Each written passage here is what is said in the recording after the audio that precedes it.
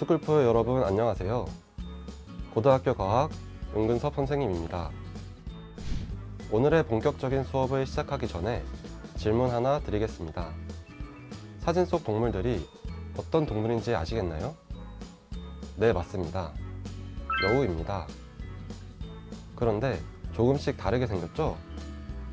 어떤 차이점들이 있는지 찾아볼 수 있을까요? 네, 바로 귀와 털입니다. 왼쪽에서 첫 번째 여우는 귀가 길고 가장 오른쪽 여우는 귀가 짧죠? 그리고 털의 색상과 길이도 모두 제각각입니다. 각 여우들을 어떻게 부르시는지도 아시겠나요? 바로 사막여우, 온대여우, 북극여우입니다. 이들은 이름처럼 사막지역, 온대지역, 북극지역에 살고 있습니다. 귀와 같은 말단부의 크기, 털 길이 등의 차이가 생긴 이유는 각 서식지에서 생존하기 쉬운 형태가 다르기 때문입니다. 예를 들어 사막여우의 큰 귀는 사막에 뜨거운 열기를 배출하기 쉬운 형태이며, 북극여우의 긴 털은 추운 북극에서 생존하기 위한 체온을 유지할 수 있도록 해줍니다. 이처럼 속한 환경에 따라 생물들이 달라지는데요. 이를 적응이라고 합니다. 위 여우들은 서식지의 기온, 즉 온도에 적응했다고 보면 되겠습니다. 오늘의 학습 목표입니다. 이전 차시에 배웠던 내용을 간단하게 복습하고 교과서 밖에 좀 더 다양한 적응 사례를 알아보고자 합니다. 첫째, 생태계와 생태계에서 일어나는 상호작용의 개념을 설명할 수 있다. 둘째, 사례를 통해 생물이 비생물적 요인에 적응한 형태와 생활 방식을 설명할 수 있다. 학습 내용은 생태계 속 상호작용. 여기서는 간단하게 개념을 짚어볼 것입니다. 다음으로 빛, 온도, 공기, 물에 생물이 적응한 사례에서는 교과서에 어떤 게 있었는지 살펴보고 그 외 새로운 사례를 하나씩 알아보겠습니다. 개체는 독립적으로 생명활동을 할 수 있는 하나의 생명체입니다. 일정 지역에 같은 종의 개체들이 모이면 개체군이 됩니다. 이런 여러 개체군들이 모이면, 즉 여러 종이 모이면 군집이 됩니다. 생태계는 일정 지역에 사는 생물들과 이들의 영향을 미치는 환경 요인을 통틀어 말합니다. 우리가 오늘 알아볼 적응 사례도 이런 생태계 속에서 일어나는 것들입니다. 생태계는 생물적 요인과 비생물적 요인으로 구성되며 이들 사이에서 상호작용이 일어납니다. 생물적 요인은 생물이 영향을 얻는 방식에 따라 생산자, 소비자, 분해자로 나눌 수 있으며, 비생물적 요인은 생물을 둘러싼 물, 빛, 공기 등이 해당됩니다. 생태계 속 상호작용은 생물적 요인과 생물적 요인, 생물적 요인과 비생물적 요인 사이에서 활발하게 일어납니다. 빛에 생물이 적응한 사례입니다. 빛은 빛의 세기, 빛의 파장, 일조시간 등으로 세분화할 수 있습니다. 빛의 세기는 양지식물과 음지식물을 비교했었고 보상점과 광파화점의 차이가 있었습니다. 그리고 양엽과 음엽 비교도 했었는데요. 양지식물이라고 양엽을 가지고 음지식물이라고 음엽을 가지는 게 아니라는 것을 강조했었는데 기억나시나요? 빛의 파장에 적응한 생물은 바닷속에서 찾아볼 수 있었습니다. 바다의 깊이에 따라 다른 종류의 해조류들이 분포하는데요. 이는 빛이 파장에 따라 도달할 수 있는 물의 깊이가 다르기 때문입니다. 일조시간도 살펴보겠습니다. 많이 헷갈렸던 부분인데 그 일조시간이라는 것은 결국 계절에 따라 바뀌는 것이고, 계절이 바뀌면 온도도 같이 바뀌는 거 아닌가? 라는 생각에 더 어려웠던 것 같습니다.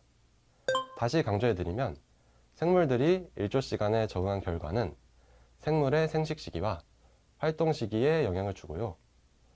온도에 적응한 생물 사례는 형태적인 변화가 크게 나타납니다. 빛의 생물이 적응한 사례를 추가로 살펴보겠습니다. 바로 주행성 동물인 청설모와 야행성 동물인 두더지입니다. 비교를 해보자면 청설모는 뛰어난 시력과 넓은 시야로 주변을 경계하며 두더지는 시력은 거의 퇴화되었지만 대신 후각과 촉각을 이용하여 먹이를 찾고 땅속을 이동합니다. 밤, 낮에 따라 활동 시기를 조절하는 것이 일조 시간에 적응한 것이라고 볼 수 있겠습니다. 두 번째는 온도에 생물이 적응한 사례입니다. 변온 동물이 추위를 피해 겨울잠을 자는 것.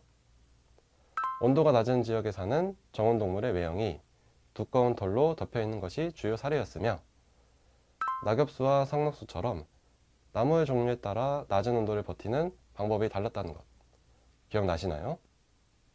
이번 온도의 생물이 적응한 사례는 굉장히 신기합니다.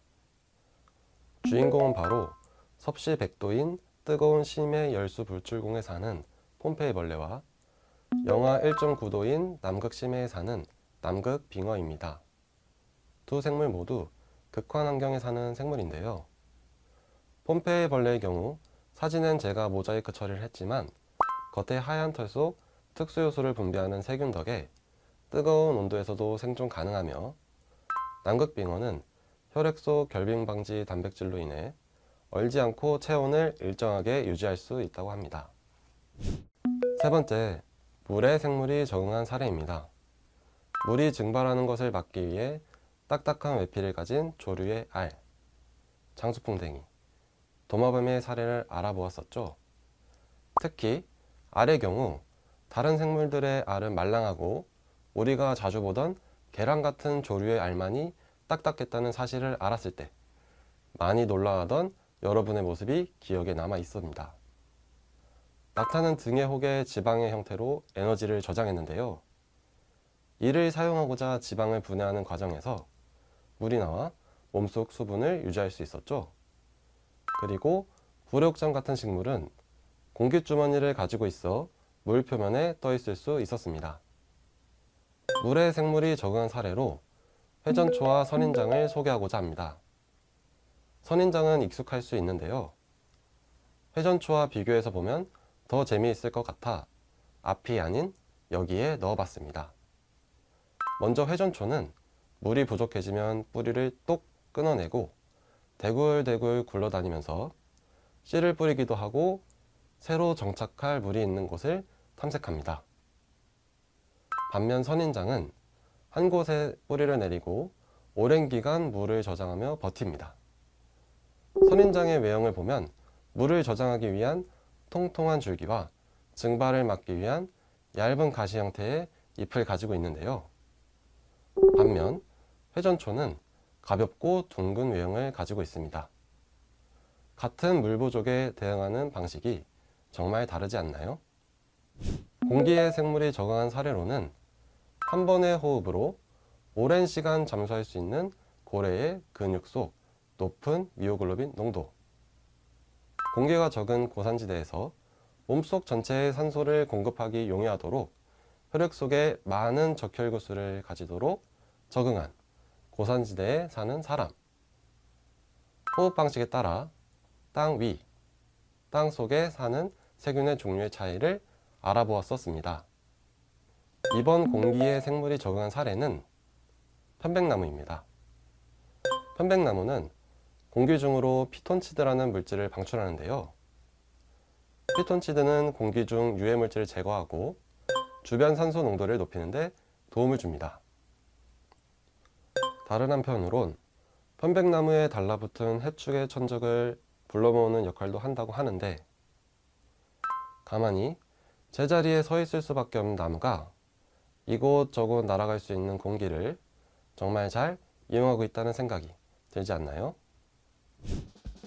마지막으로 정리 한번 하고 마치겠습니다. 첫 번째로 개체, 개체군, 군집, 생물적 요인, 비생물적 요인 같은 생태계와 생태계 구성 요소의 개념을 간단히 살펴봤습니다. 이어서 생태계 구성 요소 간의 상호작용이 활발하게 일어나고 있으며 적응이라고 하는 개념에 대해 알아보았습니다. 마지막으로는 이번 수업의 핵심인 환경에 적응한 생물의 다양한 사례에 대해 살펴보았습니다. 빛, 온도, 물, 공기에 적응한 교과서 속 사례를 복습하고 새로운 사례를 공부해 보았습니다. 이번 수업을 통해 스쿨포 여러분이 어려워하던 환경에 적응한 생물의 다양한 사례를 구분하는 것에 도움이 되었으면 좋겠습니다. 감사합니다.